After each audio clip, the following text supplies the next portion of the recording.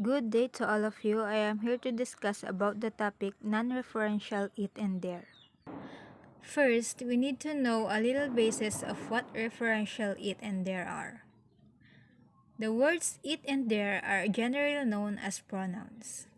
Pronouns have the characteristics of referring to another element in the same sentence. Also, they can be pointing to something in the preceding statement. For example, we saw a car crash and drove past it. Here, we can see the word it referring to the noun phrase a car crash. This makes it referential. Now let's see it when not referring to anything. Example, it is snowing last night. In this example, it is not referring to anything. It is taking the place of the subject in the sentence, and it has no meaning by itself. The non-referential it occurs in non-imperative sentences, and it functions as the subject of the sentence. At the same time, the non-referential it, being in a singular form, will always be followed by singular be verbs. How can you tell that it functions as a subject?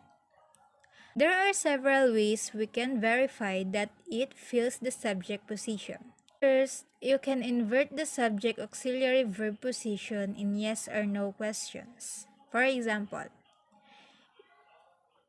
it is snowing. Is it snowing? You can also put it in the tag of a tag questions. It was snowing, wasn't it?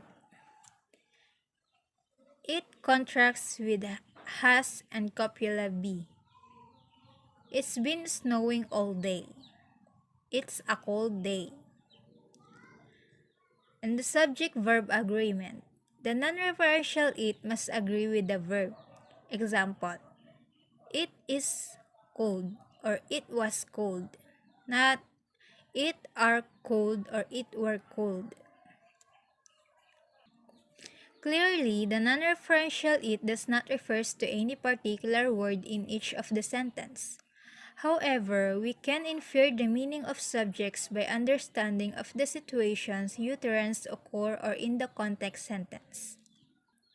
Sentences with the non-referential it are used to talk about weather, temperature, time, days of the weeks, holidays, distances, and environment.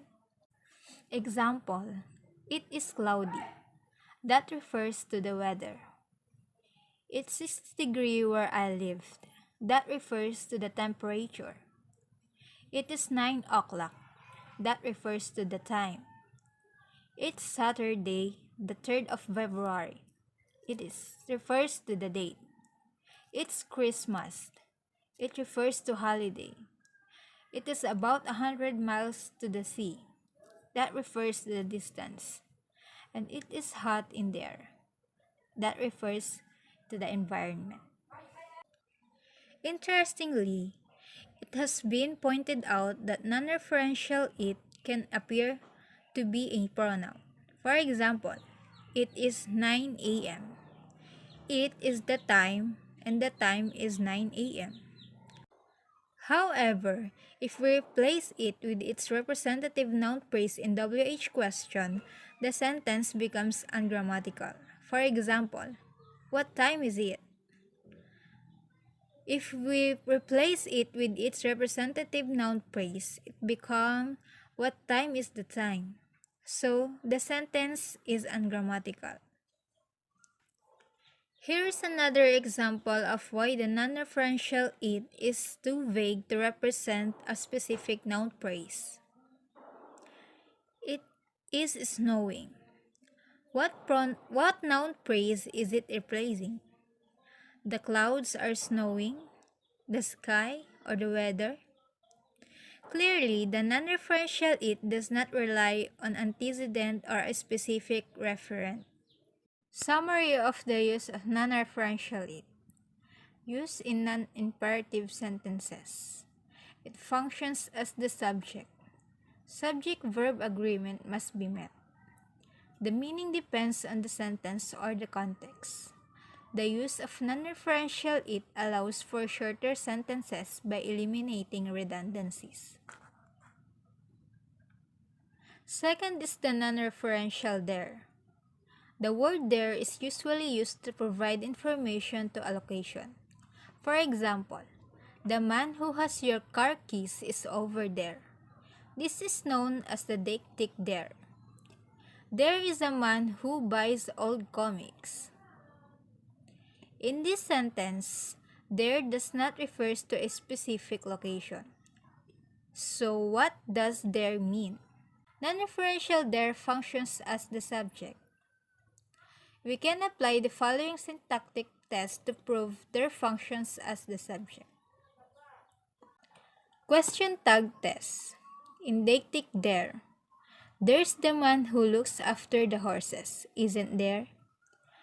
In non-referential there is a man who looks after the horses, isn't there?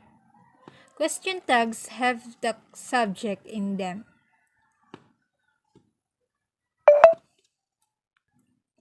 Negation test. There isn't the man who looks after the horses. In non-referential there isn't a man who looks after the horses. Only the sentence with non-referential there can be negated.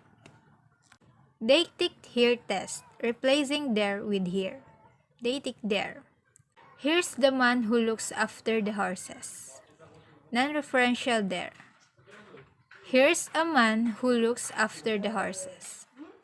The deictic there here can replace the deictic there, but not the non-referential there.